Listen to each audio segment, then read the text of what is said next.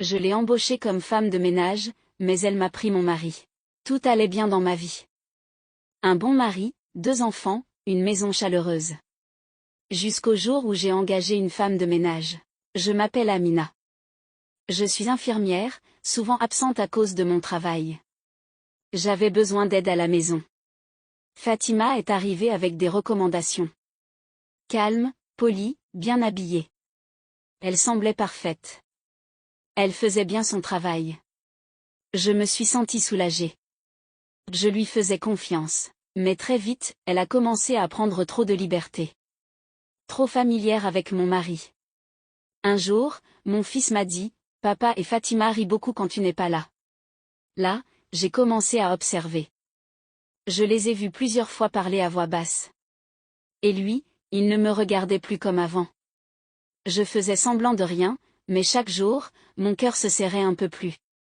Je suis rentrée plus tôt du travail ce jour-là. Et j'ai vu ce que je ne devais pas voir. Mon cœur s'est brisé. Je suis allée dans la chambre. J'ai pleuré, en silence. Le lendemain, je lui ai demandé de partir. Elle a fait semblant de ne rien comprendre. Mais il a pris sa défense. Il a dit que j'exagérais. Qu'elle ne faisait rien de mal. Ce jour-là, j'ai compris que je l'avais déjà perdu. Il n'était plus le même homme. Elle est restée. Et moi, j'ai commencé à me sentir comme une étrangère chez moi. Je n'avais plus ma place.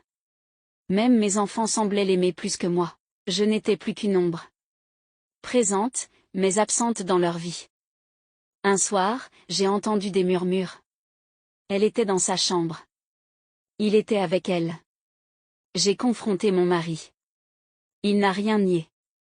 Il m'a dit, « Je suis désolé, mais je l'aime. » Je suis partie avec mes enfants. Je ne pouvais plus supporter cette trahison sous mon propre toit.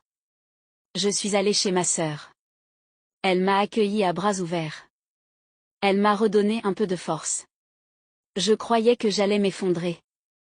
Mais l'amour de ma famille m'a sauvée. Pendant des mois, il ne m'a pas rappelé. Pas même pour les enfants. J'ai repris le travail. Je me suis concentrée sur mes enfants. Survivre, c'était déjà beaucoup. Un jour, j'ai croisé une ancienne voisine. Elle m'a dit que Fatima avait tout changé dans la maison.